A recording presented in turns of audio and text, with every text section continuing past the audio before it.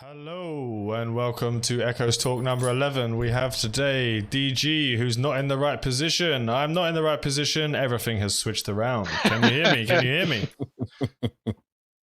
Oh God, I'm moving everything around. Right. Please introduce yourself, guys, while I fix all of this mess. We'll start off with Sandbridge Sandbridge. from Trimark. The crazy Everyone Swede. can hear.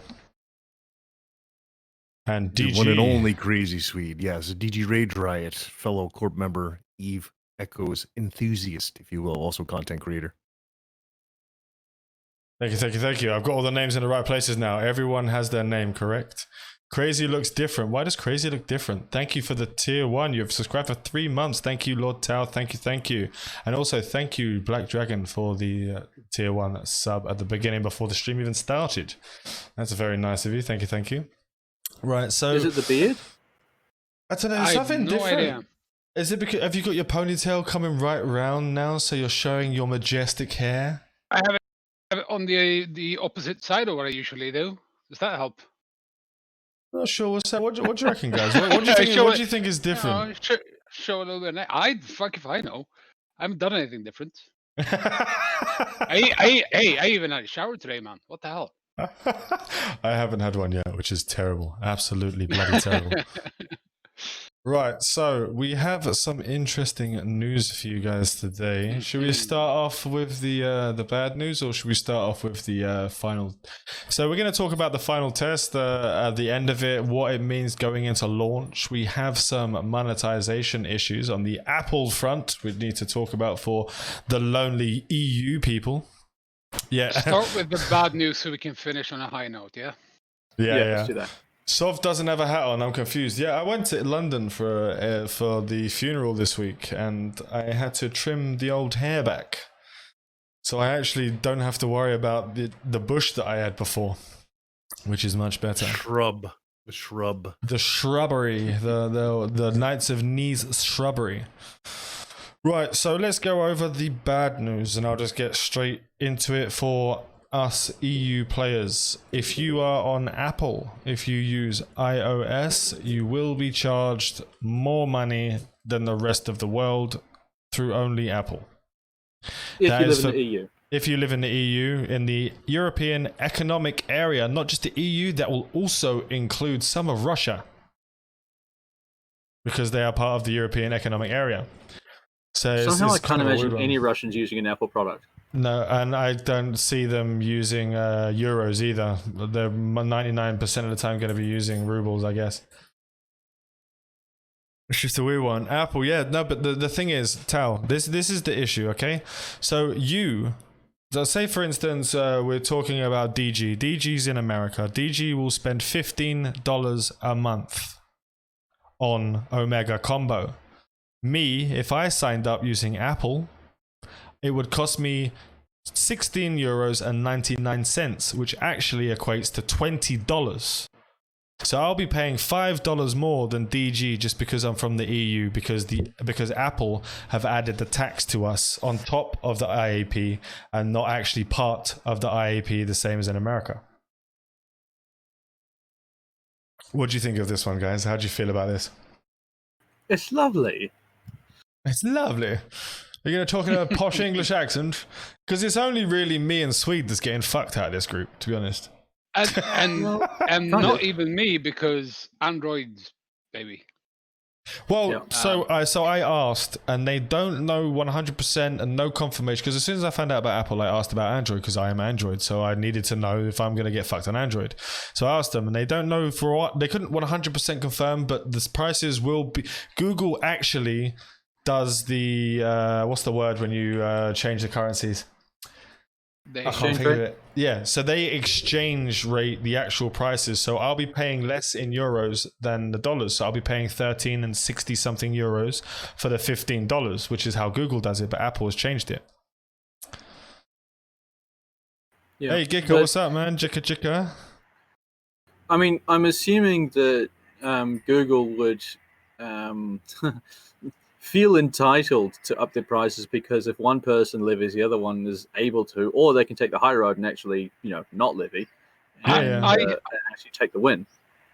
I think in this case they will not do anything to start with. They'll keep an eye on the reactions from the Apple users and then decide on if it's worth trying to cash in like Apple has, or if it's more worth with the good press and the flood of exodus from Apple to remain as they are. Well, this is why it's so weird to me, because in the past 9 months, if you look at this year alone, the amount of phones Apple sold has gone down by a stupid amount, and the amount that Androids have sold, like Huawei, it ends up me saying Huawei have taken such a massive share of the phone sales in Europe and in America that it's like knocking Apple completely off. So why would they make it even worse? And also, so just to answer Gluten Gimp's actual message, thank you for the follow, Disaster Nix. Just to answer your question, why couldn't anyone switch? There is only one way you can switch from iOS. You can switch from Apple to Android once. That is it. You cannot switch from Android to iOS. It's a new thing they're doing to combat each other, swapping, and I don't know. At this moment in time, I think Apple's holding on to the last threads of their mobile existence because they're slowly dying. I just don't understand it. Huawei, there we go. It's pronounced Huawei. I can never say it. Yeah, if it were me, I'd be moving from Apple to Android just because it's so much easier to handle. There's so much more you can do with the account system. Yes. So much more you can do with the phones, not you can being move, so terribly locked in. You can move from phone to emulator if you want as well. Yeah. If you're looking for like what we would suggest as a group, if you're looking to pick up a new phone, we would go Android, just for the way that you can do it. Now, for instance, if you're looking at getting the iPhone 12, which is should be coming out in like around August time, actually, around the release of the game. You're looking at buying a phone without a charger and having to pay $64 for a charger. So like they will not even give you a charger with your new iPhone 12. It doesn't come with the means for you to use your phone. Please, someone explain to me that shit. How do you feel about your cousins across the pond, DG, getting fucked? I honestly feel for you guys, dude. It's a load of horse manure, to be honest. Apple's got more than enough money. There's no need for that. I have one Apple product in my house, okay, and it's my son's Mini 4, and that's it. I refuse to buy them just because they're so proprietary. From the consumer perspective all the way down to the dev's perspective, you can easily unlock your Android into dev mode and do what you need to, but in Apple, yeah, you need to be in rocket science, okay? See, with Apple products, I don't like the phones. The phones are made to break. You're always looking to make, like, literally you could sneeze at the screen and that shit will shatter into a million pieces. But I do like the MacBooks. That's not limited to Apple. No, it's not. But Android phones are just the same as that. Well, I don't know. Samsung phones I've never had a problem with. I dropped a S9 Plus off of a roof and it survived. Like if the Apple was... This is the only way that I've managed to keep my phone intact. This is a foam case which makes the phone float, and it also means I can drop it from any height and it has no issues. But like, will you stop dropping your phone in the fucking toilet, man? Yeah, but that's why I've got a waterproof case, fully waterproof. I clean it every time. Okay. I've never actually dropped it there. I used to go kayaking a lot. So, and I really didn't like having my phone on a tether, so I just used to tuck it inside my life jacket. And I actually lose my phone in the surf quite often. But Yuko and I have got our phones GPS to each other, so all we have to do is just look at one phone, look at the GPS. Oh, it's over there, and then I just go walk over to it and pick it up. And that works whether I leave it in the theater or if I lose it on some coastline. Am I the only one seeing the problem with taking a phone kayaking? Or into the water, period? Well, you might need, like, if you're like me, for example, and you have a son that likes depositing your phone in the toilet because he thinks it's a fucking slot machine, then you need to have a waterproof phone case at all times. I even had to get a waterproof case for my MacBook just in case someone decided to deposit it into the toilet or bath. I find the Disa- S8 being waterproof is really effective. Just fun Yeah. stuff. This Disaster has a point though. We're not trying to be anti-Apple. We just wanted Oh, to no, no, discuss no, and no. bring it to your attention. I have Apple products. I have Android products. I've got a PC. I've got Windows products. I've got Apple MacBook Pro 2020 that I bought a month ago. I've got my Android phone. I'm a technology fan. It's just right now at this split second, Apple are fucking everyone from Europe. You won't catch me owning an Apple product ever. And I refuse to do tech support for my whole family if they have an Apple product, so they don't either. By the way, It- this stream is not sponsored by Android. Just Yeah, for yeah. everyone. That voice though, I wish it was sponsored by Android, and I bet they wish it would I as well. know, That voice is next right? level, man. It's like I we got. rated him the other night. It was awesome. I treat Apple the same way I treat religion. I accept your views. I accept the effect that it has on the global community and the economy, but fuck off. Apple's not saying Fair look. In defense of Apple, when you look at their builds on their PCs on their Macs, because you can't call them a PC, on their Macs and their MacBook Pros, the way that this machine is put together, the way that it talks to each component, talks to each other in a much better way than you'll ever get from a built Windows computer. Because Windows computers are built from several thousand different parts, whereas Macs are built for a specific thing. So this MacBook Pro is built specifically for editing of videos, so it will be better at editing videos than any Windows PC you'll ever be able to buy, because that's what it's designed to do. That's the only thing in defense I will say about Apple. Their phones, not a big fan, and we lost Sam. Sam's got missing. Rip. F in the chat. Hello. F's in chats for Yeah, Sam. and- He froze to death. And now we Yeah, looks switch like I have places again. customary disconnects. There's one more due for this stream, if last stream is any indication. Okay, no worry. That's Um, probably because you just bought Apple. Allow me Go to ahead. quote an awesome movie. American components, Russian components, they're all made in Taiwan. Right? That's true. It's true. Apart So- from now, with the Apple, they're getting rid of Intel chips, so that should drop the price of their products by quite a lot because they're putting the ARM technology in their MacBooks and their things. We have just a quick gonzo, just to get a chat recap. You missed some context. Apple basically in the European Economic Area adding a levy on top of in-app purchase prices, which makes us. Basically, as an example, a mega combo in America will cost you $15. In Europe, it will cost you $20 a month for the same thing. Basically, they've added 20% tax on top of all in-app game purchases for Yes. Apple. Sam's Android Okay. crashed due to the Apple talk. Never had this problem with I'm Apple. on Windows. Normally, Screw you. yeah, normally there's like Apple's a pretty good way to go. They've always been slightly more expensive, but you're paying for what you get. Now they're just adding stuff on top of adding stuff because they're losing such a massive share in the percentage of how much of the mobile market they actually own anymore. Developers are now pulling out from making apps on their system because of this levy.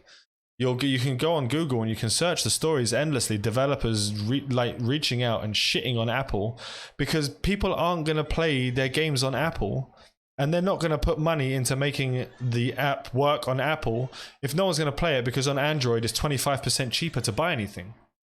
It's just not going to happen. It's too risky for development. Yeah. It just won't make any money. I can hear my son screaming. He's been screaming for like 15 minutes. I wonder what the missus is doing. Well, we can take over if you need to. Give me No, I 1 was second, gonna guys. I'm say- just going to go check, okay? Yep. That yep. or the We're year gonna right there. we're gonna start on the Corp AMA. Yes. So we had an AMA this week. It was juicy. We got a lot of questions answered and a lot of questions unanswered, I think. Yes. First on the list is will Corp structures have bonuses to reverse engineering mining manufacturing? Possibly is the answer. I think that's a bit poor. I mean, you'd think that if you're going to go to the trouble of building a structure, the least they can do is put in some reason to have it. We also have to keep in mind that we don't really know what the corp structure will entail. What do you Because mean? of what we had in the beta was the Capsuleers outpost, wasn't it? Yes, we didn't have any information on the Corp outpost specifically. Yeah. If they So don't have a bonus on the Corp structure, that will be very poor, I think. Yeah, so it may be the point that they have a different functionality, that they have different options. It may be that they can hopefully install more than 2 mods at a time, for example. But I do agree that having a corp structure would behoove them to add a bonus to it to make it worth it, considering the considerable costs in requiring and running one. Plans to implement a ledger in and out of the Corp hangar is apparently going to be a big challenge for the UI and also the server. So they want to see if they can find a better approach, but not very soon. That's unfortunate. I was quietly relying on that to actually come in as a possible feature because we need that. Yeah.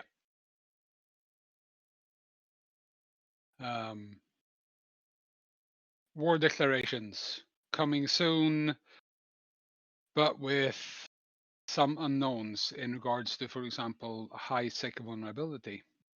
And how they work. Mm-hmm. How much they're going to cost, how effective they're going to be, how long they're going to last. Yeah, many things. Right, And what did I also miss? everything. We just went through questions 1 through 4 on the AMA. Cool. Did we go over the war decks yet? Just done it. We were just on those. Yeah, so What a we load don't of really shit. know the details. We know they're coming. Yeah. So But they're one not of the coming in big high unknowns sec. about war decks- They're not coming in high sec. What? We do know that. Do we? Yes. Since when? No. Then Yeah, they're still arguing whether it should be in high sec. It's only the war decks are for low sec. Come on, Yeah, so so- give us your dev knowledge. I don't have any dev knowledge. I just know that there's certain developers that are pushing for it to be in high sec and certain developers that are not. So it's like there is definitely going to be in low sec, which means you can war deck someone, you can kill them on a gate, and the guns won't kill you. So like that is a bonus for them. That's a positive, I guess, because Yeah, those yeah. guns are ridiculous. They are when they one shot you out of We existence. tested that. We tested that. Yeah, we did actually. But the thing about it is that when we got the answer in the AMA, they said that war decks were coming, and in regards to the high sec, they said that it wasn't decided, but the dev who answered it said that he wants it and is trying to make it so that it Which was Melos, it's correct? in high sec, which was Melos, if I recall correctly. So he's on the pro side. Good. Yeah, thank 'cause you, Glue, and there needs everything's to be okay, mate. something. HiSec needs to have a system that enables people to have challenge and adversity. Otherwise, no one will leave HiSec, and HiSec will become some perverted economic powerhouse that will be the only place worth living in. I don't know, like from my tests, so I started up a character and I started him out in high sec and he didn't leave high sec, and my growth levels, even at 20 times, was horrible compared to just scooting over to low sec. What were you doing?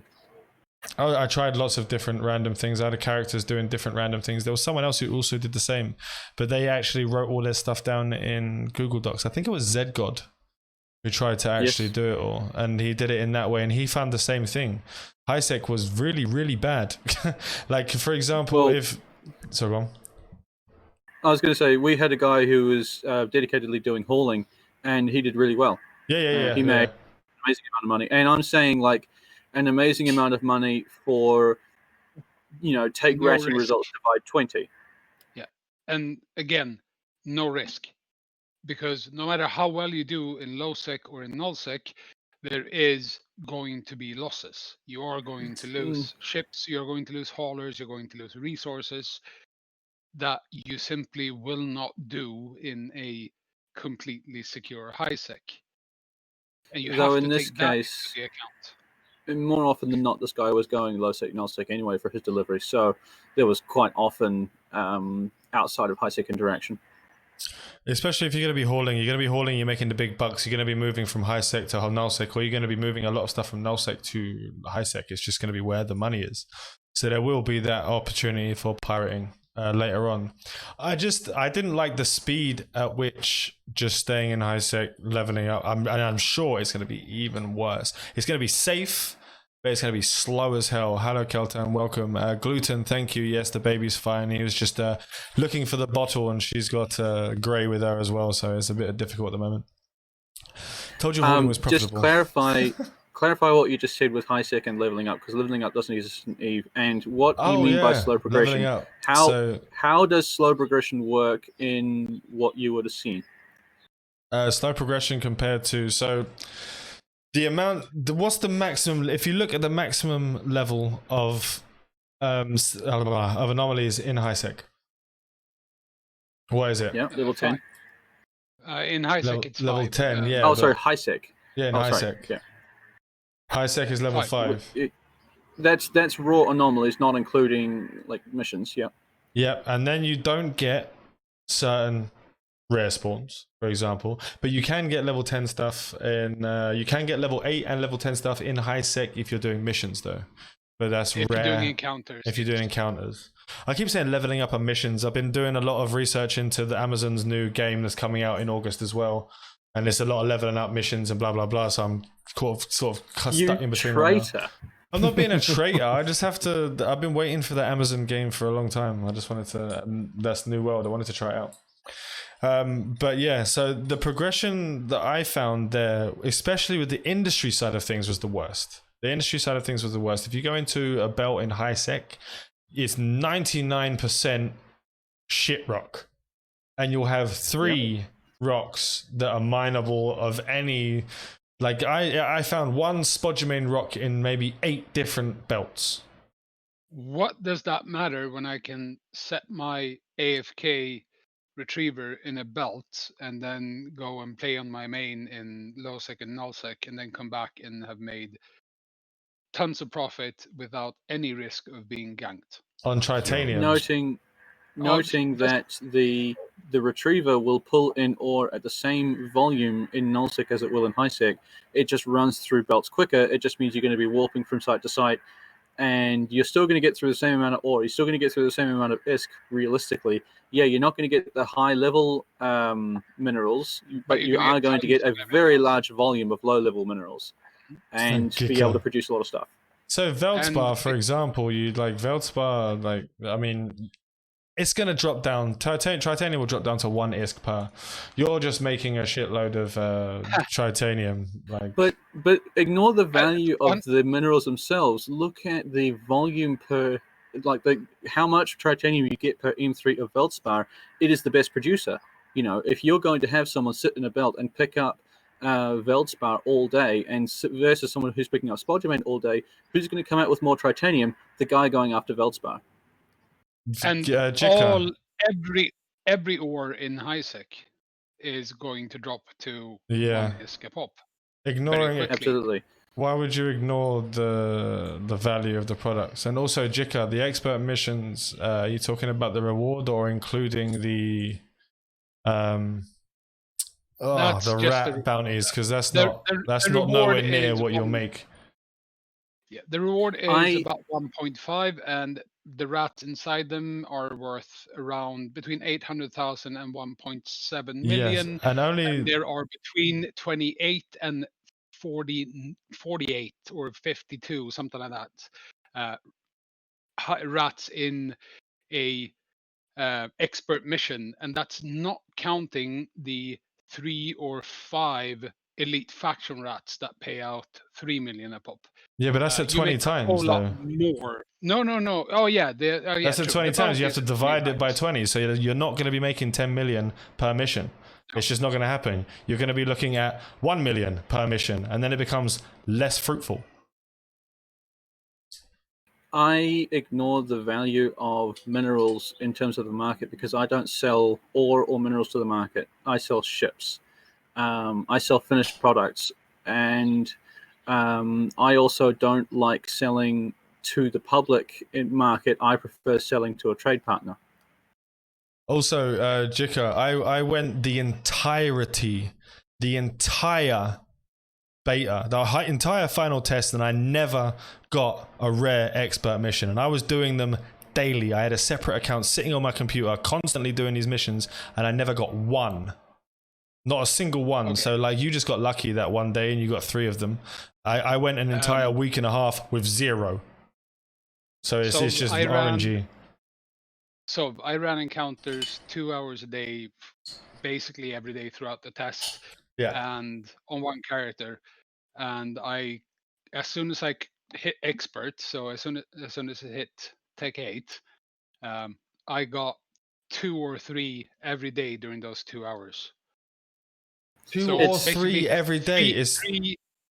Yeah, so I got 3 Okay. 3 refreshes in total, and it was It's going 2 to or be 3 every day. challenging to know what's going to come out of high sec until we've had a couple of months to go over the averages. You know, we're not really going to know in detail exactly what's going to happen, and especially considering we're likely to see another dev balance coming up.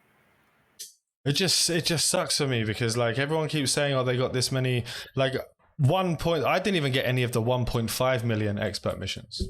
Not a single one in Caldari space. It was almost like they were turned off. No, you had to sometimes to get them. I had to travel 20 jumps and go to Amar or go to Minmatar. Yeah, but But I'm not like, if you nearly- say, for instance, sorry, I didn't mean to interrupt.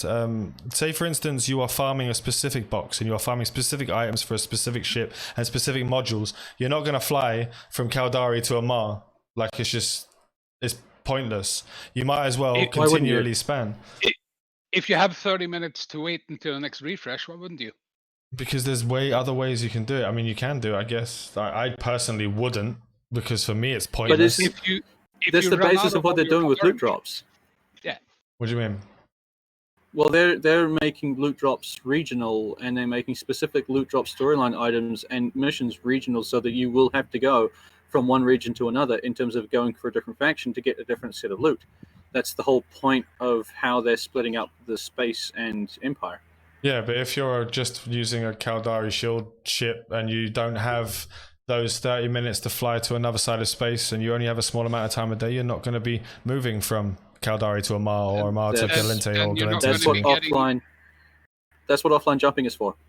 Yeah, but you can offline jump, yes, and then you come back. What's the point of offline jumping to there, coming back 6 hours later and you've got a refresh in Caldari? That's what I'm saying. It is pointless unless you have 8 hours a day to sit there and go back and forth. Like, it's just pointless. I'm not saying it's pointless for everyone. It's not pointless for Crazy Sweet because he has all the time in the bloody world to go back and forward. I don't. But this is also where you engender trade, hauling, logistics, the market, so that if you can't realistically get something within a short amount of time, you're going to pay someone to do it instead. And they're going to go and farm it and supply it to the market, and you're going to buy it. So, you know, maybe you sit in your zone, collect all the good rewards you need, you get saturation in with those modules, then you have surplus and you sell them. Then you're in the game of exporting what's in your zone, and you can afford to pick up what's in other zones. Yeah. Hello, lead rider. What's up, Led? How you doing? Led or lead? Lead. Lead writer. I always call him Led for some reason. Would you rather see a lead writer or a lead writer? I think a lead writer. Oh, I don't even know what a lead writer would be. I want to thank Tengil for the Exactly. follow. Happy Rocking for the follow. Thank you very much. Thank you very much. The economy is going to need to stabilize. That is going to take a long while. Yes, it will, DG. That will take a long while. You haven't spoken much. Why don't you get that sexy voice out and give your opinion on high-sec bullshit? High sec has just never been a safe place. Coming from a long-standing EVE Online player, you should have the ability to go out and mine as you wish, but know that you're going to get camped. You're going to get ganked. That's it. And that just, it should be there. No space should ever be safe, ever. I mean, yes, there should be some forms of assistance for the new bros that come through, but for the vets like us all here, I don't do no ganking. All right, I could care less. You're out in the belt, do your thing. I'm more concerned elsewhere. But there are those that prey on the AFK, and you're not only are you making it ridiculously safe for the new bros to at an unprecedented level, but you're also taking away the love of the game for those gankers, right? Playing devil's advocate? What are they going to do? They can't do that anymore. They're going to have to learn how You to are play. removing content. Yeah, but you are removing some content from what's compared to EVE Online. Yes. However, for new people coming into the game, for them they're not going to miss what they haven't known. And But traditionally, I don't like it personally, but traditionally ganking doesn't happen with new bros because it's uneconomic. You know, new bros are usually flying the trainers or the small benches or the cheap ballers. They're not usually carrying anything worth blowing up. But the other thing to consider is we don't have ship scanners. We don't actually have the ability to tell what someone is actually carrying. So it's going to turn into like, how do you know someone's a new bro? How do you know someone is actually hauling something extremely valuable versus nothing, or just moving a ship from A to B? So it turns into less of a, like how EVE Online happened when they brought out blockade runners. It turned into just a death to all blockade runners because maybe. And that's how the system began and how it developed. So this game is going to be the same. If you're able to kill by suicide ganking in high sec, then it's just going to be pop anything that could potentially hold something valuable and see what happens, and do it as cheap as possible, minimum required, and just run your economy that way. So that in that way, new bros will get destroyed because people won't know how and what to target. So yeah. Even deeper down the rabbit hole, what about those true pirates that don't give a flying F about what it costs them or what they're going to get out of it? They just want salty tears. You're removing content for them too, you know? It's true. Yeah. But I don't like them, so fuck them. Yeah, But I don't. they're much fewer. Yeah, there aren't as many of those that we have to worry about. So that means, you know, that has less of an impact, I think. Yeah, but indeed. But the problem is we are really looking at this from an EVE Online perspective. This is going to be a couple of million people that have nothing to do with EVE Online. They're going to just kill everyone. There will be no honor amongst thieves because no one gives a flying shit. Like you're looking at it like, yeah, well, of course, because there's going to be 3 million people sitting in high sec murdering everyone if they're allowed to, because that's all they're going to do. Yes, they're going to sit in stations and camp it all day long. We're looking at this from EVE Online, where there's been 17 years of growth and maturity in a group of people. Like it's just it's not feasible in Echoes. That doesn't matter. The economy will rule. You will find that when people start doing it and they start blowing things up and they start losing things, they will learn what it is that they are doing in terms of, oh, okay, so I bought the 17 million-ish ship, I shot a frigate, I blew up my 17 million, okay, that's not going to work. And they're going to transition it to something more reasonable. They're going to shoot someone and find a massive 6 status drop. Sorry, personal security rating. So, you know, they're going to find someone's going to put a bounty on their head if they give bounties to people.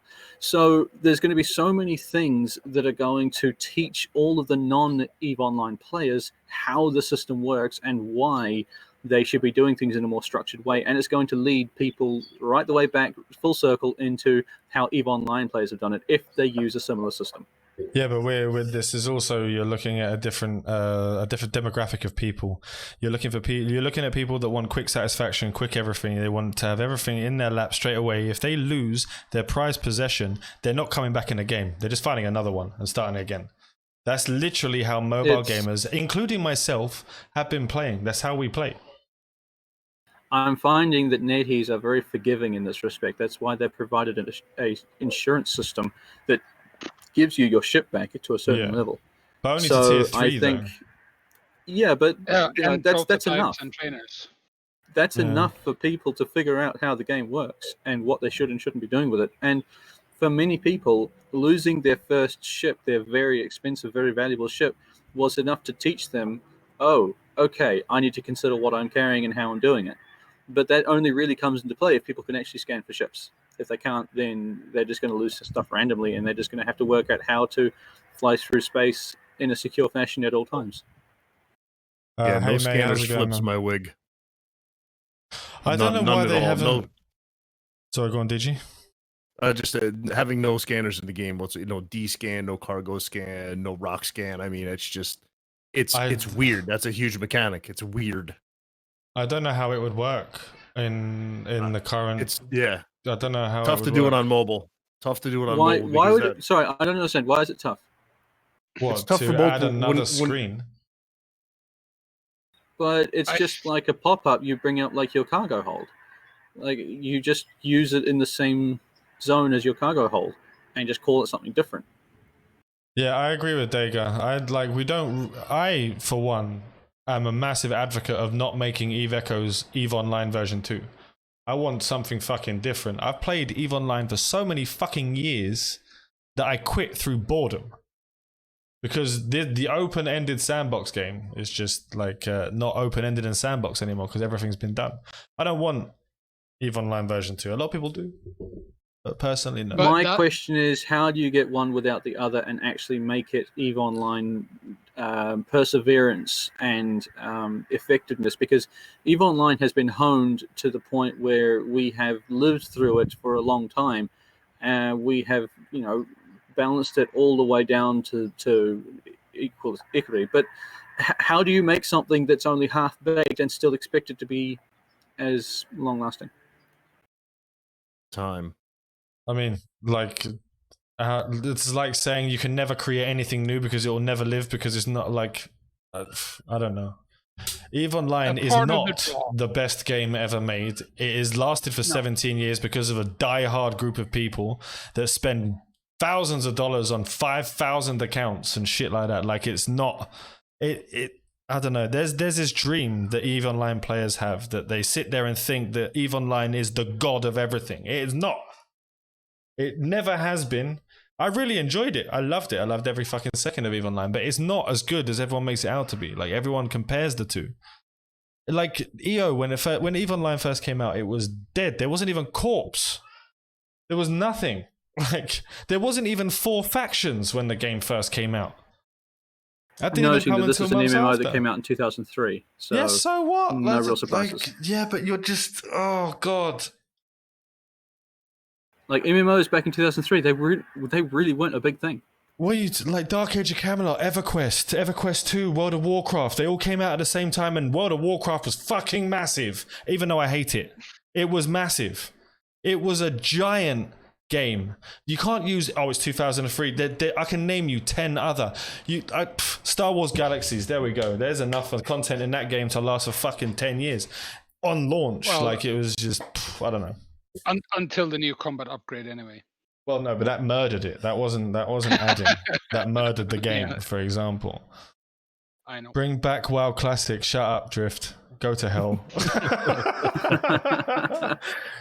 They brought back WoW Classic and it was shite. I mean, here's the thing. I want something new, but I also want EVE.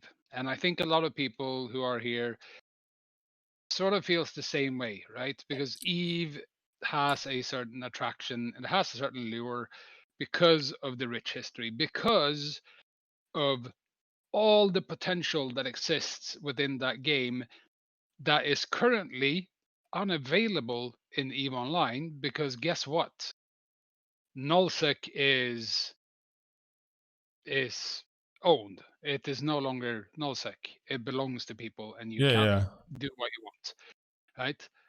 I think a lot of people here is wanting EVE, but also wanting something different and needing it for mobile, no doubt.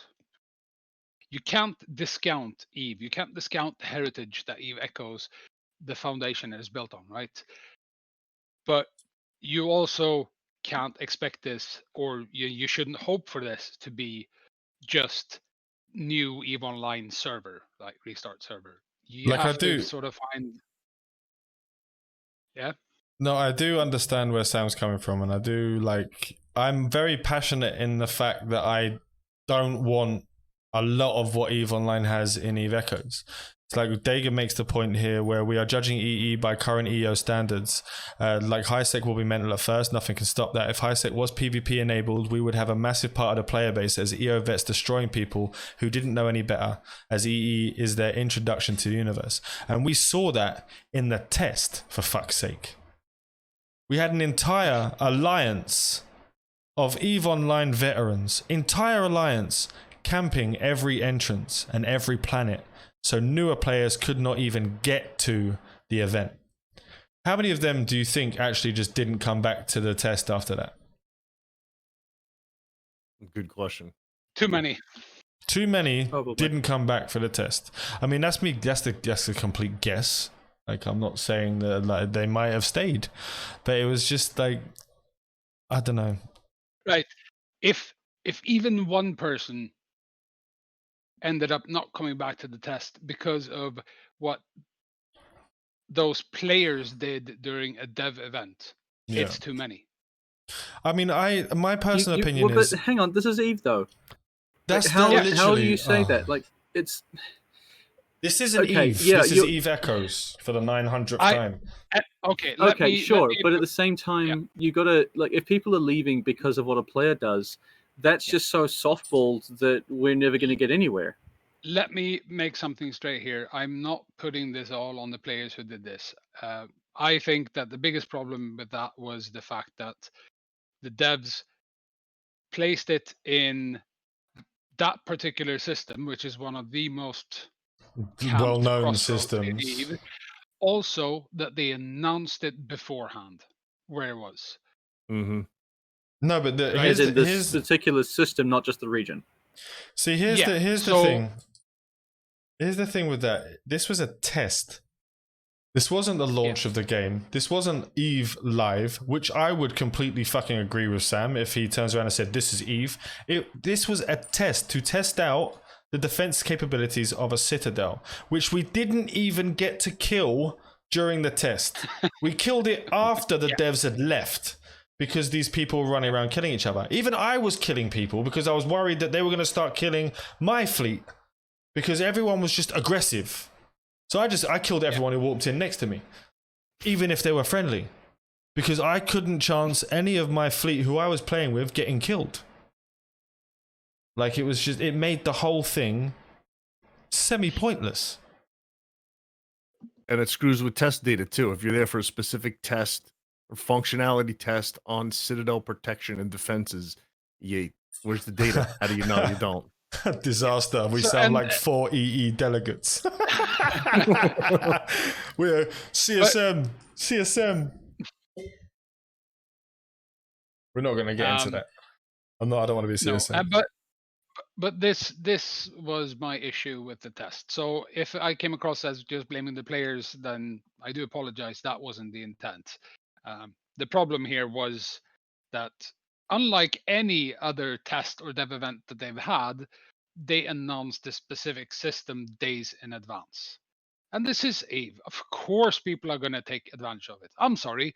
If this has happened in the nullsec system or in the area where we were camped, I would have built those fucking gate camps. And trust me, half as many would have gone through. I love you, Swede. I'll Right? agree with that. Because if the devs give you that on a silver platter, hell yes, you're going to take it. This It's is like Eve. giving you balance patch information before it comes out, so that you're free to manipulate the market. Yes, But Eve Online's been doing that for years. but not in this kind of way. Eve Online's been given full lists of patch notes and changes like weeks in advance. They've been doing that for I've never seen them weeks in advance. I've always seen them after the updates. But No, that's they just me. literally they do dev blogs now, and it's called like what is it, the scope, Yes. and they give out all the information before they even I guess it's to gauge the players thing, what they're gonna say. Oh, this is shit, you can't do that, and then they make subtle changes before they put the actual the update out Yeah. there. It's weird. There's Well, to be also- fair, even doing that, you're just moving the data, the manipulation options forward, because people can anticipate what's going to happen with the market, and then they can just start their manipulation. So it Yeah. doesn't really make that much difference. There's also one Steph. exception to that, being the changes that impact how the alliances get their main resources. All of those changes, like the moon goo and the mineral changes, They have came out of not nowhere. been. They were forewarned. They've said for like over a year before it happened that they were doing it, but they gave out no details. No one was able to plan ahead. No one was able to prepare. Everybody got faced with at the same time when it went live. Those kind of changes that that was meant to upset the balance of power. EO is hush hush about it. It's just so but the thing is, you don't think that each of the CSM knew what was happening. Each CSM is part of a major block that no one said anything. Everyone talks, even with NDAs. Like they always talk. They always even if the CEO. Well, they had to have known because they have to put those ideas past the CSM before they put it into the game. It's like part of the deal. Not the details, not necessarily. If say for instance, like I'll put money on that the CSM knew that the ore would be switched from high sec to low sec to make it high sec to null sec, like swapping of ore. And I bet they knew it came before it. I bet they knew it was there before it came.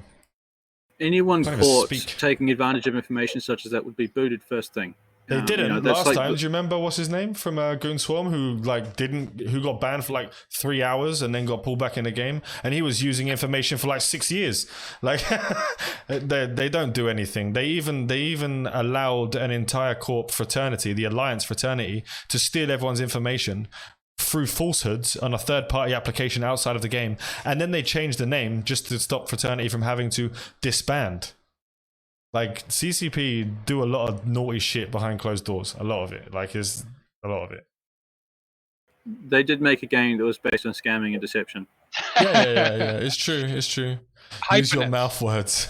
My mouth words are shit. Hypernet, and that's all I'm going to say about CCP and scamming. They did an uncommonly good job of pretending like they didn't. Maybe they didn't know. I feel like they did. Just personal opinion. That's rumor, though. We don't subscribe to rumors. No. If we can help it. No. I do like a rumor, though. Okay. So if you have any rumors, guys, DM me rumors. I do like them. So what else did we find out in the Corp AMA? Corp AMA. Carry on going through the list. You left off at Wardex, right? Oh, yeah, we left off at Wardex, but okay, so one interesting thing for me, it doesn't really matter to most people, 24 letters on the character count for the name of the Corp. I can finally call my Corp something real, which is good for everyone. So we don't have to try and fit. So for my Corp, we had to have SVRN as the ticker, which counted as sovereign. And we had to have states as the name of the Corp. So it was just sovereign states because we couldn't fit it in before, which was a nightmare. So we had to do it that way. And it's just like... Now we also have all manner of options under the sun into what to call all the Trimark Corps. Yeah, it's great. Now you can call them all something, Trimark something, which is nice. And because of every large corporation or organization in Iveco's is going to be running multiple corps, having numbers being able to part is also going to be helpful. So we can actually have Trimark 1, 2, and 3. Not that that's going to be a thing, but I like that they added that in. Yes, 100%. They're talking... I love how they say, because not everyone is interested in creating corps. Well, I'm sorry, but this is a game that is group centric. Like everything revolves around being in a group. Yeah. They're actually and alliances. Yeah. Go on. No, go on.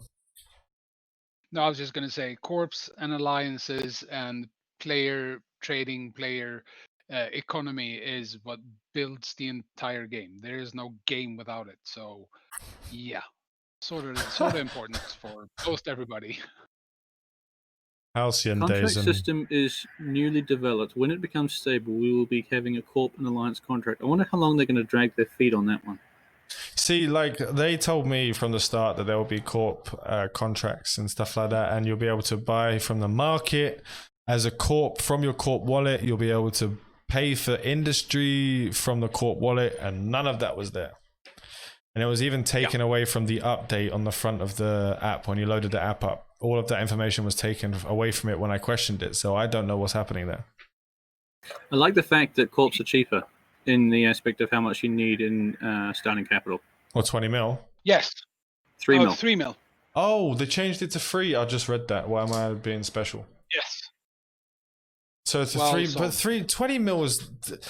You can literally contract cash like straight from a multiple amount of players. Why would they lower that? I thought 20 was good. It's going to be spammed with corps now. What do you mean you can contract cash? You only got 20,000 ISK to start the game. No, Yeah. I mean you do. I mean, you And- what you think and you're going to be without the starting 20 3 million ISK? Huh? Yeah, but No, I'm without just the saying- 20 times, We're going to have to farm it, but it's still going to take the best part of a day for, tier 1 characters flying frigates to get 3 million ISK. I would Because have we're going to be preferred it- limited to shooting level 1 rats. So I would have honestly to preferred nothing. that corps weren't day one things. We should have had to farm that shit. I was actually looking forward to the fact of we could be one of the first. Now it's just okay. I don't really care. 3 million ISK will take me 5 minutes. no, it Especially won't. if you No, no, it if you won't. got a corp of 150 people contracting you ISK, you'll have it in 5 minutes. Like you'll get into the game, you'll do a couple of missions, you send each other the cash, and you've got 3 million ISK. You've Don't got like forget 600 that- players, man. The tax for the fee for a contract itself is what, 1,000 ISK or is it 10,000 ISK? 10,000. 10,000. Yeah. So you're going to run into pretty big roadblocks when you're doing mass transactions on such a low level. But Plus they won't be 10%. that actual price of those will go down. I remember them saying that those prices of those taxes will go down because that was too much. Especially when you're doing the item one. If you're selling something for 50 mil, you're like charged like 10 million in taxes. It was like, what? Yeah, I know. Yeah, That's that- why we they won't be have using the items. market. That's why we won't be using contracts, just transferring things at realistic values, because you can't afford to spend that sort of money on tax alone. If you're looking at transacting, you have a miner, he gets the ore, then you transact it over to the refiner who refines the ore, then you transact it over to the producer who produces the ships. In the process of doing that, you also had to have someone who went out to do exploration, and then you got to transact over the blueprints and the reverse engineering cores and the Rex. Then you get the blueprints from the reverse engineer. Then you've got the ships built, and you transact that to the player who, at the end point, by that point, you've paid like 100, 120, 150% tax on the overall value of the object. Finding Yeah. a way to circumvent the tax will drop the cost of your production by 100%. It's nuts. I just saw an absolutely insane question on here, so I'm jumping straight down to question 23. There's no alliance chat? No. Yeah, no. What the fuck?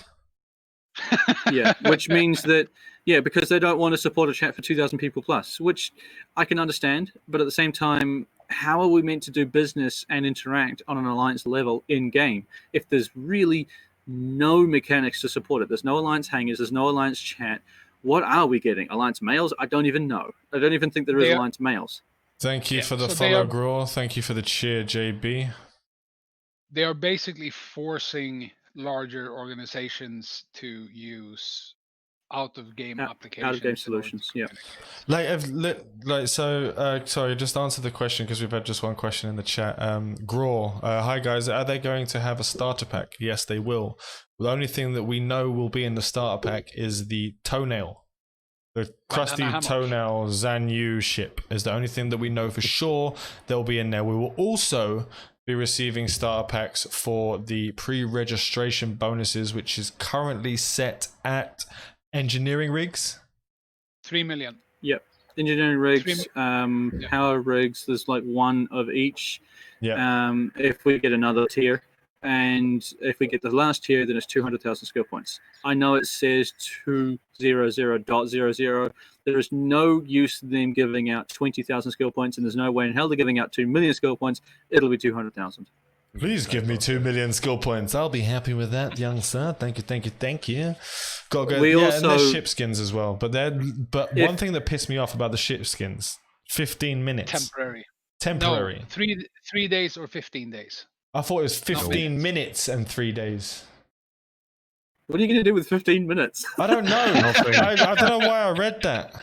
I don't know where I read Ooh, that. I'm blinking. Ah, damn it. Yeah. Woo! You can't even get through the And- first jump in a system.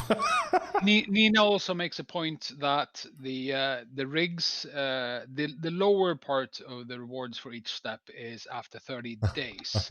So the rigs 30 days in, the skill points if we reach 5 million is 30 days in, and 200,000 skill points. Don't get me wrong, I'm not gonna say no, but after 30 days, for anyone who's been running Omega and possibly COG, 200,000 skill points is not gonna break any barriers. It's nothing. Yeah. I'm just gonna say to Bad It's Dragon, not nothing, but whenever I go out for a drink, mate, I only look pretty for 15 minutes and then I'm literally crawling on the floor. So, like, it's pretty normal real life stuff there. You'll have to use Discord. I'm Discord sure is going Mr. to be. Sovereign was happy about. Oh, no. Last time I went out and got sloshed, I got home and I didn't even get into bed. I fell asleep on top of the Hoover. On top of a There's Hoover. a lot of reasons why Discord is really annoying for in-game. Like Yes, the especially for interaction, the interaction between push to talk and Discord and Eve is really bad. The minimize of Eve for an unknown length of time with an unknown activity use leads to a game restart most likely. And you have to It's warp okay, out so and warp in. Yeah. You have to, so like if yeah, sorry, go on. I got to the point where I was taking a screenshot in game. I then clicked on the send to Discord, this chat, send, got back in game. It was a restart. So yeah, it doesn't happen all the time. It's variable. I could not figure out a definitive this is the path to not having a restart. Maybe we'll get to that eventually. But at the same time, there's got to be some level of persistence that allows you to use an out-of-game solution if you're forcing everyone to use an out-of-game solution. They're going to just make you buy a tablet to go with your phone. At the moment, it's a bit of a pain, the fact that they haven't included any sort of alliance communication or benefits that we can see aside from having blue status-ish. And realistically, it would be very easy to do anyway, because you just do the same thing you do in wormholes. Just slow mode on the chat. Well, Discord is going to have to be a given, and it's going to also, because they haven't added the Alliance chat, is going to be a big detriment to the game, especially at the beginning. I don't know. That's a weird design decision for me. I don't understand it. The general chat system in game lends yourself to going back to Discord anyway. You know, there's really a limited functionality of what you can do in the game, and typing in Eve Echoes is inherently dangerous anyway. So I'm not against the idea of, like, I want Alliance chat because I want the ability to have two corporations interact with each other on more than a private channel level. We can just private channel our way up to an Alliance chat anyway, even though the max is, I think, about 500.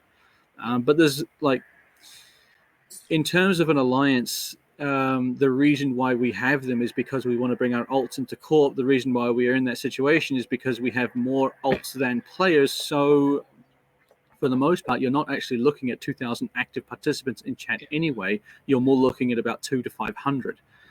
For an alliance of 2,000 people.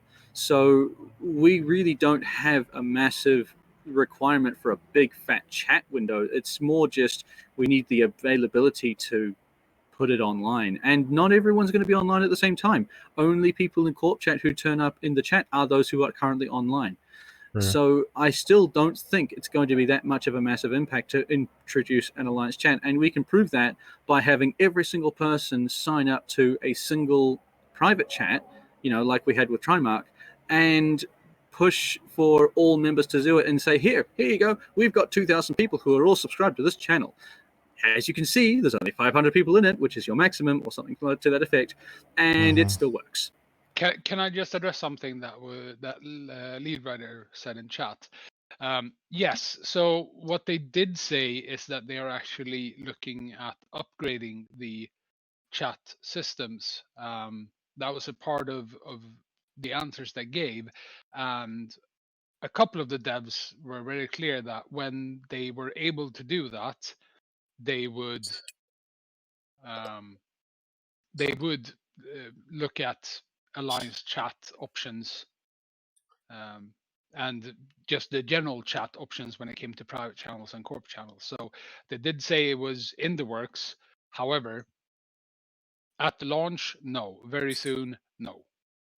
I have an issue with people saying it's in the works, don't worry, it's coming, because they really have the option to say it's coming for years at a time, and it never actually happens. Like, there are a lot of these systems that are occurring in game that we need from the beginning, Otherwise, it just turns into a complete mess and the system gets turned off because no one wants to use it. Corp hangers, prime example. Yeah. Ammo is coming. TM. Yeah. Ammo is They coming. don't want to provide a ledger for Corp hangers because they think it's going to be too much of a stress on the server. But if we Yeah. don't get the ability to know who is or is not donating to us, we have no idea how to recognize recognition. If we don't know who's stealing from our publicly available hangers, I say publicly within the corporation itself, we have no idea who to kick out. That means that scammers are going to be available to stay in our corporation forever. Sorry, not scammers, corp thieves. And there's nothing we can do about it because we don't even know who did it.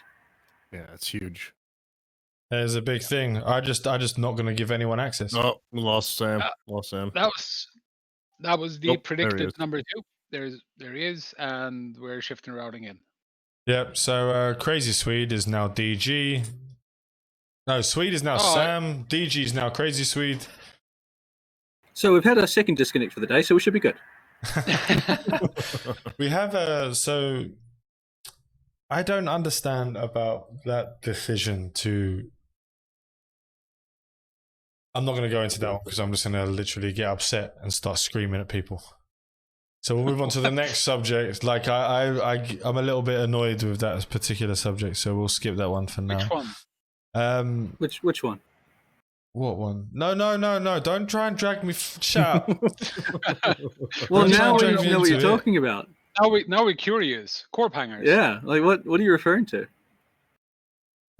Just the fact that they won't add more corp hangers and the reasoning why they're not adding more corp hangers is fucking upsetting.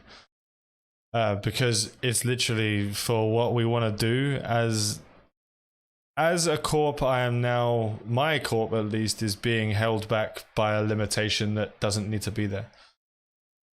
Yeah, same here. But if they introduce any level of artificial corp hangers such as station containers or freight containers, then we won't have a problem. We can just use an envelop system to do the same thing. Yes. So, it's... Unless yeah, but the thing is, in my opinion, Sorry, go on. it's much harder to implement a station or a freight container than it is to implement +5 corp hangers. So You can, I don't know why they don't bother. have stations next to each other. You can have 4 or 5 stations built in a system and have 4 in each. And you can, but it's such a headache. The logistics is a nightmare. It is insane. Also, another thing that a question, but there's nothing to, well, it is to do with corps really. So they have said about the SOV mechanics and how they'll be related to corp structures. Does that mean that they're going to have like what they have in EO? Because it doesn't say corp citadel, it just says structures. There are 8 spots in a system for anchoring structures. Yes. I think it's going to mean that in order to have sovereignty, you have to have the majority of sovereignty structures in the system. And I think it's going to mean that if you want to take a system or a region, you're going to put 8 structures in every single system, and that's how you're going to hold it down. And it's going to be a buffer tank in terms of structures as to how you maintain sovereignty of your own systems. Okay. That's what I take from that. EVE Online did it in one of their sovereignty versions. It pretty much every single sovereignty system that EVE Online has got and has worked to a certain extent for a certain amount of time, and then they had to change it because they all seem to get like an initial build, an initial reaction, and then saturation, and then rejection. And it's sort of just like the cycle that you go through. And I think EVE Echoes is going to go through the same cycle. I don't think they're going to use the same system one after another, otherwise it's very easy to anticipate. But I think they're going to have the same system for sovereignty, the same type of system. That's fair enough. Right, so we have what kind of answer is that? I didn't even see that. Will you increase the fleet size? Well, the coronavirus, it made the bigger fleet sizes disappear. It's because of the quarantine. What the fuck? Like, what? That was a troll answer. Yeah. Yeah, but it's like just... What question was it? What number? Fleet 2.0 42. is still up. Yeah, Fleet 2.0 is still up on the dev tracker and on the schedule. You have somewhere devs else trolling answers in AOA. Yeah, somewhere else they said fleet sizes would be like they were going to introduce like a fleet grouping mechanic, so you're going to have up to Like 50, wings. so that, like, 50 Yeah. people. but are they going to allow for an overall fleet like group chat for all of the fleets? Are they going to allow for a fleet commander of the wing to command all of the users in the fleet? Who knows? Honestly, True. I was more concerned about the fact that when it was raised regarding having an ability to not have to click the double push, double buttons to follow commands, they said, "Well, that's a good suggestion. We hadn't thought of that. We'll add it to the list." Yeah. Yeah, that sort of thing annoys That me. made me The twitch. idea that it's like that's a good suggestion. What the fuck do you mean you don't know that's a problem? Yeah, that made me twitch. That literally made me twitch. Oh Lord! Oh, And war I say that as declarations. mostly a fleet commander. Yeah. So the war decks will actually count towards the entire alliance and not just the one corp. If you war deck one corp, it will affect everyone. Same as in But EVE what Online. happens If Yeah, one yeah. corporation in an alliance gets war decked, the whole alliance gets war decked. See, that's What like happens if that corporation leaves the alliance? I don't know. Then That's it's probably yeah, going to it's be an a issue. if it's the same thing with EVE Online, there's a countdown like of 24 hours if you leave the if a corporation leaves the alliance under a war deck situation, and the alliance itself as well has a 24-hour countdown of when. So like if you're a corporation and you war deck a corporation that is part of an alliance, the war deck corporation to corporation will stay whether they're in the alliance or not. But if the corporation leaves, then the rest of the alliance will get a 24-hour countdown as to when they will escape the effect of the war deck, I think. If But it's also like there's an advantage to having a war deck encompass an alliance as well, because if you have I'm not going to say exponential, but a growth cost for war decking based on the number of users, then a corp will get an inherent defense within the alliance because it will cost so much more for that corp to get war decked by someone. if that's implemented as it was. Well, they seem to love having very large exponential running costs so that pay the game itself for money sinks. They're very much so infatuated with money sinks in this game. I would would both be good and bad. But in the case personal, I would say yay, because no frivolous war decks. Well, my issue with frivolous money sinks and lots of them is, and very severe ones, it doesn't actually affect people's ability to play the game. Well, it costs more for your time invested if there are overly severe money sinks. You spend more time and effort to create the same effect if your money is pissed away in taxes. Agreed. What we didn't hear about is whether a corporation structure or station or sovereignty or whatever will give you the ability to control the tax, either levels or the income directly from taxes to your corporation. We didn't yet hear about that, but I feel like if we did ask that, there's no way in hell they would have answered. Wait, how do you mean? So basically, if we get the ability to set, say, market tax on a station that has a market module on it in nullsec, is that what you meant? Well, when we put down a corporation station, we know, sorry, a corporation outpost being the Fortizar level, we know it's going to come with a market possibility. Like it's either going to come as a module or inherent in the structure. What is the tax going to be on that market when you're using it? Where is the money for the tax going to go? When we get all these NPC stations in nullsec, what if we claim sovereignty of the station that involves an NPC station? What's going to happen when we try to sell something on that market within that NPC station for which we have sovereignty? Are we going to have sovereignty over that station? All those sorts of questions. Is it going to allow us to drop an outpost in a neighboring region for some randoms to go and dock up and give them the benefit of having a corporation structure very nearby that we can give access to a blue corporation and then have them pay us tax based on the benefit that we gave them because we built it for them? That sort of thing. That's a strategy all on its own that we can enable if we have control over the tax system, and it enables the big industry guys to allow for the small ones to get better services without even without having to take the effort of building it themselves. That's the basics of trade. Yeah, we would just need to be able to recoup the cost of the station by their business in that station that we provide them. But if the tax goes back to the game, then the whole thing's pointless, and you lose the entire opportunity of gameplay. Yes. And what level of tax too? Is it just a flat, broad brush tax, or how detailed can we control the level? Currently, it's a blanket tax. It's one thing that you can change, and it affects everything. And the buyer and seller pays. It's affected by the accounting skill, but not enough. And it's also an extremely intensive path for skilling to take to get a decent effect. I think 2.5% was the max you could get at expert 5 in accounting. So and I think that was 2.5.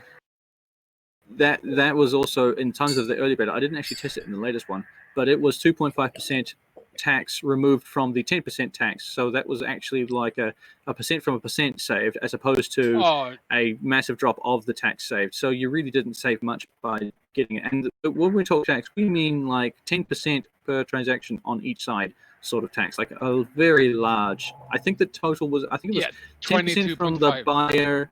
Was it? Or did you actually finish that calculation? Yeah, 22.5%. And I was looking at the accounting skill and going, drop to 20 from 22.5. Right. But that's a massive tax. I did not count on it being a percentage over percentage. I sort of assumed it was skimmed from the percentage value itself. So, because if it's why is it so high though? Because money sinks. Because to counter inflation. Yes, and to combat RMT. You know what? I'm getting tired of that fucking excuse.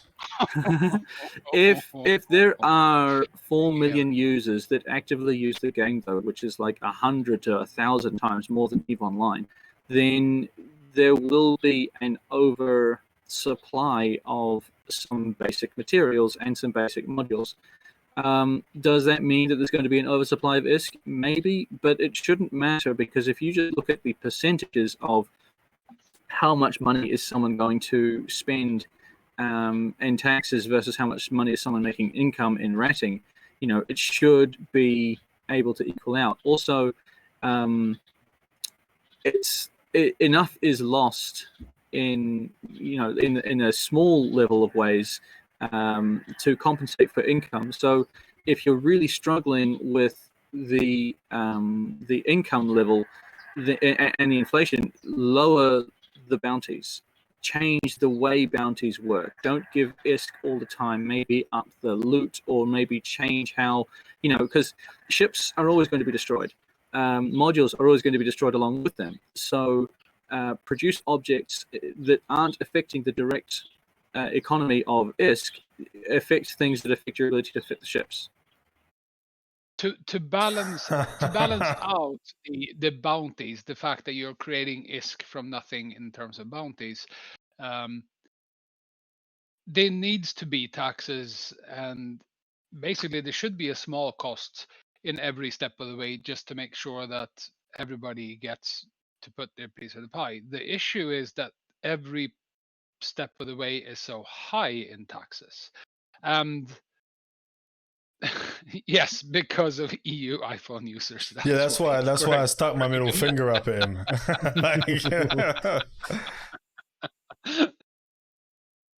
Rated 18 plus chat enabled. But they're going to find, though, that the EVE market will go into deflation from the get-go, and they're going to realize that everyone is going to use every opportunity they can to escape the tax. But the problem that I find is, when you have tax levels this high, you change the storyline of what people are trying to do. You don't have a single miner goes out and sells his ore, then a single refiner buys the ore and sells things. You don't have someone who says, "Oh, here's an object in this station, it's cheaper, or I can move it to this station and sell it for this much more." If they've got to slap a 20% markup on every time they transact from A to B, no one's going to do it. It's just going to be a lost art. You're going to find that everyone's going to be the single person powerhouse, even between the alts. It's going to be, I'm a guy who's an indie. That means that I mine, I refine, I produce, then I sell, I have trade skills, I have everything. You have to be a one-trick pony for every single thing in the game if you're going to avoid that tax. There's also the fact that, as Hugh Gass has said, there needs to be bounties for any ISK at all to be even accessible at the beginning. But you can't buy anything. What do you mean? You won't be able to, without bounties, you won't be able to buy or sell anything. No one has any money. You start off with 20k ISK. That literally is the only injection of ISK in the game. One of the biggest money sinks in the game is the absence of funds. People earn a lot, then they go offline, and they take all of that asset, all of that wealth with them. It never comes back into the game if they don't come back. That is the biggest money sink in the game. We need to really, as a group of players, we need to push the fact that this taxing is actually going to strangle the economy to the point where it just folds it up in the corner and leaves it rocking. Like, it's just not going to work with the amount of taxation. But there's taxation for everything. It's like what happened with like the British Empire when we went over to America and they didn't want to pay us taxes. We were paying the little bit of taxes, and then the Americans were like, yeah, we'll take over, we'll be fine by ourselves, and then tax the living shit out of everything. It's just like, it worked in the end once they pulled back some of the stuff. That's what's going to happen in EVE Echoes, is they're going to go in there with all these taxes, no one's going to be able to do much, it's going to strangle the economy, and then they'll take the taxes away, and we'll be a couple of months in, or most of the taxes away. They'll drop it to the standard, what is it, 8%? A startup in EVE Online, is it 5? I can't remember. I haven't had max trade skills forever. Like, I've always had max trade skills. I actually don't even remember what the tax is in EVE Online. I think so. It ends up at like 3-ish% with a 1% on the broker's fee. So 3% tax, 1% as standard from like NPC stations. But I think the most important difference between EVE Echoes and EVE Online is you can send someone money at no cost, no transaction issues. You need to send someone money, you send it. You need to trade someone items, you trade them. You don't have any transactional fees on those particular, you don't have to send someone all of your ore via a trade that's going to be taxed on the percentage of what you're doing. It's absolutely free if it's a Corp-mate transaction. And that's exactly what they've got with Corp hangers with extra steps. So why not introduce it? Doesn't make any sense. And there's also like, I'm starting to realize just how many ISK sinks there actually are in the game. You've got skills, which when you get to the expert level is fucking ridiculously expensive. Like 40 million ISK, I think, was the most expensive one, maybe more. And then you've got like... That's not an additional one, though. That is just in skill books in EVE Online, so that's not additional. Yeah, no, but it's like, I'm talking like all of the ISK sinks that you've got in the game. So you've got that, the skills, and the end, you've got every single time you build a ship. Like when you're coming to the fact that you're getting to tier 7 and tier 8, you're looking at 20 mil, 40 mil, 50 mil, 60 mil. Then you're looking at like 100 and something mil for faction ships. And like, how are you going to put that much money in as a single player without the backing of a Corp that doesn't have access to a Corp wallet? You won't. That's easy. No, that is easy. It's just all it does is it drives up the cost of ships by that much. That's all it does. So it really doesn't change. That particular ISK sink is just a follow-on effect. So what's the next one?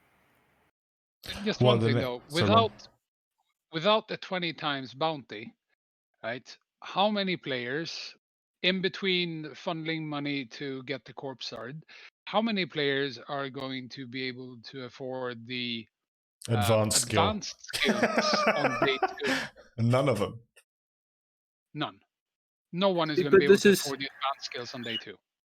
But this is from a perspective of a lack of in economy. This is from a perspective of a lack of skills and a lack of, we're starting up the new, everything starts at baby steps. You go out in your level 1 frigate with no skills, no equipment, nothing, and you kill an Impera like noob ship and you get, 1,000 ISK or whatever it is. So, when we get to a farming status quo with nullsec, we'll be rolling in all of the ISK we can possibly want for all of these services to balance and make sense. At the moment, it all looks like an insurmountable wall because we are starting at 0. In the game later on, a toon who starts off at 0 after a year's worth of progression, as in the game has existed for a year, the market is pervasive for a year, but this toon is starting out at 0, they're going to find many acceleratable systems that are going to exist through players to help them over these walls, most likely. It's going to be one of those things that our perspective now to our perspective in a year's time with the exact same system is going to be completely different. Here's my issue. So you're going to add the cost of building the ship onto the ship's cost at the end. Then are you going to add also the taxes, the massive amount of taxes that you're going to be paying on top of that as well? How is anyone going to buy a ship? Every single cost from mining the ore and paying the miners, buying them, every single cost all the way through is going to be added to the cost of the ship. And then we're going to see what we can trim. And basically, my base value for a ship sale is going to be all of the costs minus what we could trim, and then I'm going to sell it. And then we're going to see what the rest of the market does, because anyone who's selling for less than that is either being ripped off or they know something I don't. It's just like I don't know. It's literally the way the system's working right now. It adds a minimum price for a ship. There is literally going to be a minimum price, not even including the time or cost it would take to get the minerals and the PI, which is also another cost on top of that. Because if you're trying to get the amount it takes to make a faction battleship or a faction like a cruiser, for example, there's quite a lot you need to collect with that. That's a massive cost on top of that. Like, if it's anything like there was an open beta test where it was like 1.2 billion ISK for a single faction cruiser, it's just like, who's gonna have that money to pay that? Because that's how much it's gonna be, and this is without the 20 times as well.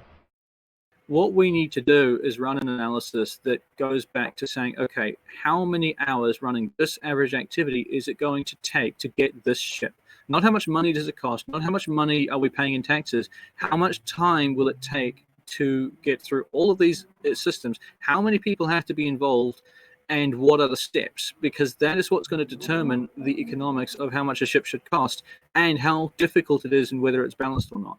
You can then go back if you want to and what you found with what the same systems with EVE Online if you want to see about a direct comparison. But realistically, the amount of hours for how much it costs to build something versus what you get out of enjoyment out of it and what you can do with it, that should be, as an internal echoes to echoes comparison, should be enough to reach a something worth talking about. The problem that I'm seeing from the beginning is that the market will just be devoid of ships because it costs so fucking much that Corps are only going to be making ships for their members for a long time. There's going to be no ISK injected into the Corp members because the people can't afford it. So Corp members are going to be doing it for free at the start, which is in return for ships. In return for some pats on the back and you did a good job for the Corp. Good boy. Now skedaddle. No, in return for ships. And give me more ore, please. Come on, hurry up. It's just like, or you're going to have to get people to get the ore. Those people that are collecting the ore to build the ships for the Corp members aren't making any ISK because they're not having time to wrap because they're mining. So they literally have 0 ISK. Like, unless your Corp's not going to have a buyback system set up within the first couple of weeks. So those miners are just sat dead in the water, not being able to buy anything at all. For me, it's just... And they won't be able to skill up. And they won't be able to skill up because they can't buy the skill books. And it's just, for me, I don't know. For me, the taxes are having and it all boils down to the addition of how much everything is costing to the ISK sinks. They're too high right now, currently. They'll be fine 6 months down the line. Those ISK sinks will be fine in 6 months. But currently, from the beginning... It's going to slow progression to a crawl. But then again, we know that progression in the first 4 tiers is terrible. It's really hard. It's a massive mountain to climb compared to once you actually get into the ships, everything becomes a lot easier. Basically, the start of the game is a lot harder than the end of the game, and that's sort of an issue at the moment, a big one in my book. See, it's fine for us because we both know, me, Sam, Swede, DG, we all know we're both in Corps that we're going to be helping all of our members get their foot up early. And most of the 99% of the people in our Corps are willing to help along with this until we are ready to start injecting ISK into the Corp. Like, everyone knows we're going to, yeah, it's going to be a thing at the beginning. Communism will be the strongest point.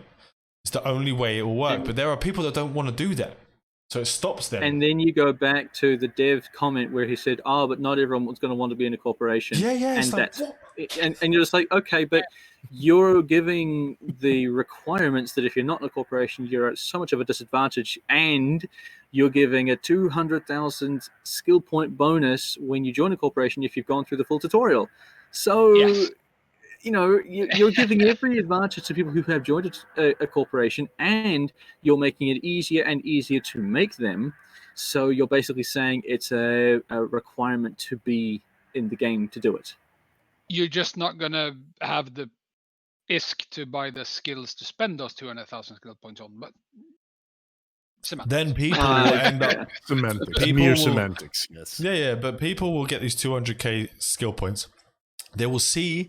they can't upgrade the skill, but for most people, they won't think, I'll wait until I get the cash to get that advanced skill. They'll just throw it into something that didn't even matter because they just think they need to use it. If they've got a corp leader who said anything worth saying, they'll have banked it. Yeah. Leave it as unallocated. Yeah. We can't expect everyone to do that. I need to BRB. Cool.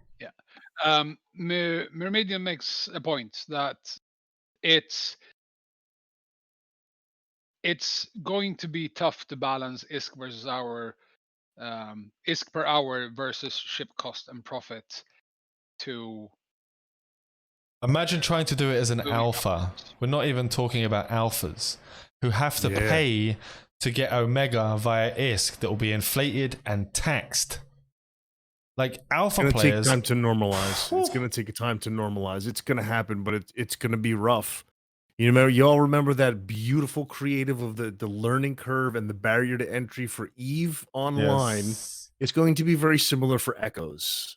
Yes. And for those of us currently here, the four of us that do grind, and others, it's not going to be as difficult, but we're still going to have challenges, man. The market's going to fluctuate. It's got to stabilize and normalize. So Mobius just actually made another good point that joining a corp is part of the tutorial.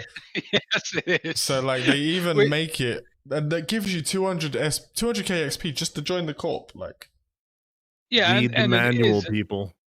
It is an actual part of the tutorial, meaning their answer that not everyone is going to want to join a corp is very who doesn't want that 200k SP? Who doesn't want it? You're going to join anyway. I mean, honestly, 200k SP at the start, if you have the ability to get 3 million ISK to start a corporation with the mortgage, you pay the 3 million ISK, you get the bloody 200,000 skill points, and then you just dump the corp. It is a side mission, Nina. It is. It just pops up randomly saying you need to finish. It's not part of the It's not part of the advanced tutorial line. Just from Seismic Black here, the amount of ISK that will be influx through systems such as bounties will over time most likely only increase. Better to have high prices on higher tier ships to prevent stockpiling of higher tier ships.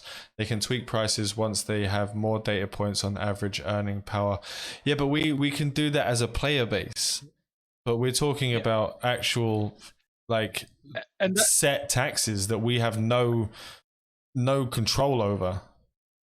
Yeah, and it's sort of what we said. It's 6 months or 12 months down the line, then these ISK sinks will not be a problem because people will have access to better ships that can run through anomalies and collect bounties a lot faster. The problem is at the start. They are creating a massive hurdle to get into the game to play the actual content. But once you are over that hurdle, it becomes too easy. It's free range. After that, it's just running a field, man. It's reverse of what it should be, really, especially for player retention. It should be easy to the point of hardness, not hardness to the point of might as well not play. Can a dev justify 20 to 40 million building costs when you're doing it with your own minerals in your own station? Who the fuck are you paying? That's always confused the shit out of me. How, even it might be different with the markets. We might be blowing some air here when it comes to the player-owned corporation markets. Maybe there isn't a tax on the player markets. Maybe not. There may also be the fact that in the player-owned station you get better material efficiency, like Yes. as a bonus, things like that we do not know for sure yet. Now, just looking at having a station and building for free, no, because let's face it, a station costs anything around. I mean, if you just look at the lore of the game, the hundreds and thousands of people working and living in these stations and all of the things just to keep it going as such would of course have an cost. Having that deducted in the form of costs for running in industrial jobs or whatever, that sort of makes sense. It's just some of the really high amounts. Sorry, you guesser made me laugh. I was just cracking up. Like, it was like, who's putting together that shit? Like, what the fuck? Magic is the answer. Yeah. That's not okay. So you have to add on top of that rig costs. Then you have to add on top of that if you are super unlucky for 6 months and can't get that faction weapon that you need, and you have to buy that, there's the cost of that on top of that, and then there's the oh man, I can go on for ages about the costs. We learned from the beta that it's easy to get faction. All you have to do is kill the bases. Come on, people. Yeah, but don't say that. Don't tell people that, for fuck's sake. Don't tell people that. Now, plus, think about the.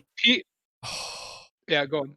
Think about the limit too. The beta is limited. It's capped at players right now. What happens when this thing opens up? The pipe gets unscrewed, and this 3 million people are registered. Okay, if we get half of that, 1.5 million people at launch. If we get a third of that at launch, we're going to be screwed. Here's the thing. Go get your bases then. There aren't going to be any bases, okay? Well, because look, if you look at it from a new point of view, you can literally go to nullsec and you can keep bases at around level 3, level 4 from day one. You can actually just fly out to nullsec and just every time it gets to 4 or 5, kill the base. And then restart, and you can still farm. So day one, you can literally live out of nullsec, and not have to worry about the high level stuff. That's a little they need to figure this. This base stuff is, for me, is it's a good idea and it works, but you have to be able to trust the entire player base to be on the same page as you. And we know that humanity doesn't work that way. Indexes, man.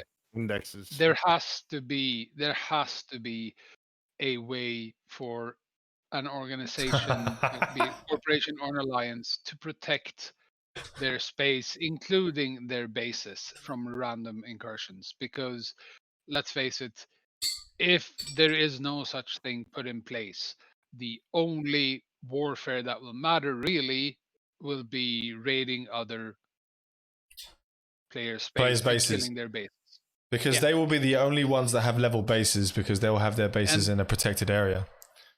It will be the only way, it will be the best way to impact a corporation's economic abilities. Because, hey, level 1 anomalies doesn't pay out very good bounties, now does it? I just wish you could put in, put gate guns inside of a base. That'd be amazing. Shield bubble base defense. That is a good way of doing it, but it worked in open beta, it worked in beta, and it's unfortunately going to be the only semi-defense in launch, I'm afraid. Yeah, look, Gonzo makes a good point. Everyone will just be flying station purchase ships like the trainer stuff, and the Corp leadership and the officers will be flying Ashimus and Balgorns, and everyone else will be sitting around in a Mala trainer. Oh god, it's called stealth bombers, Sov. It is called stealth bombers. You are correct. You are 100% correct, Mr. Skippy. I just don't know, man. I don't know how it's going to go. We're actually going to have to call it soon because it's getting rather late and I have to go put the babies to sleep. Mola Trainer That's is the beauty pimp, of the is whole pimp. entire thing, right? Yeah. The beauty of the whole entire thing, and this is unexplored territory. It's like my only imagination is that what if I had stuck with EVE Online from the beginning? How could I help shape it? And if you have an opportunity to do that, man, it's gonna be crazy. Nina Honestly, said, Rage Riot, you said it really well right there. And that's such a big thing for me because I missed that opportunity. A lot of people did because not everybody saw what EVE Online could be, what it's actually grown into because of all the opportunities. Because people just didn't know. It took us 6 months of playing the worst space game to come out ever before they started making it really good. We had to really try hard to stay with the game at the beginning. I know, and a lot of people didn't. But now we know the potential. And in part, that's also our problem because we know the potential. So when we see devs making really weird design choices, we go, Yeah. but why? Yeah, Why but are you crushing our hopes and dreams? It's growing pains, and like it is. We pretend we don't like this stuff. We sit here and we complain and we moan and we bitch and we get angry. Well, I moan, I bitch, I get angry, I get passionate, and then like I realized that I'm gonna log into that game on that first day and I'm gonna love every second of that pain. It's gonna fuel me, and it doesn't need to be. Yeah, Deg is right. Us Brits have made a sport of it. We moan and we bitch and we complain and we're really good at it. But we're also the reason why devs make changes because we moan and we bitch and we complain openly and loudly. Can't change things if they don't know what's wrong. Yeah, exactly. Yep. That's why. But if we think about it, if you look at it in a sense that if something of a design decision is that bad, they will know really quickly that it's that shit and it will get changed. If they don't, their game will die. It's just natural evolution of games. How many started about the base system in like the first days of open beta? Yeah, but that's something that can't be done for this moment in time. He actually did change everything. It just wasn't working as intended during the final test. So like something was wrong with what was upgraded and it couldn't be implemented at the final test. Something is different for the bases, hopefully fixed at launch. We know that, but we don't know what yet. Yeah, and Nina said something. She said she gets irritated and pissed off all the time with echoes, but loved every moment in beta. I agree to almost 100%, except for the right after. Oh, that was the third disconnect. Yeah, we lost except for when they released the battle cruisers. For me, that was that was beautiful. That was beautiful. I loved it. It made my day. Yeah. No, I actually didn't mind that much because I knew that they were going to get literally shat on. So we don't talk about that, says Nina. We don't talk about that. Yeah, sorry, my bad, Nina. My bad. You should, guys. If you could have seen myself, Swedes, and Nina's private chat when that was released on that first day. Oh my god. Oh my lord. I wish we one day I might reveal that one day where that all happened and what the conversation. Each of us wrote an entire essay at the same time to send to each other. It was great. Yeah, Hugasa. To be fair, it was my APOC that killed your crew, wasn't it? True. I'm pretty sure it was my sniper APOC, which was just cheese. Get to work, bitches, and then give her one day off. So, as you guys know, Hugasso is one of our industry guys. You guys know that we will work out something. We're just gonna have to give a little at the beginning to get a lot out at the end. Welcome back, Sam. Welcome back. And guys, I'm actually going to have to call it on this one. There's actually I can hear the apocalypse going off in the background. Handle that. Go handle that. Yeah. I got to sort it out. So we're going to have to actually cut it on this point. I'd like to say thank you for everyone who came here. Can we give out DG? Do you want to jump your Twitch and your YouTube channel into the chat and give a little explanation of what you do on your channel, sir?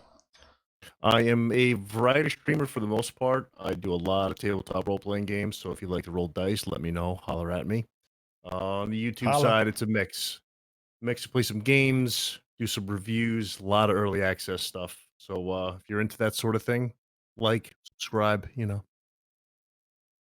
Fantastic, fantastic. And Swede, would you like to say something for yours and spell yours in the channel, please, sir?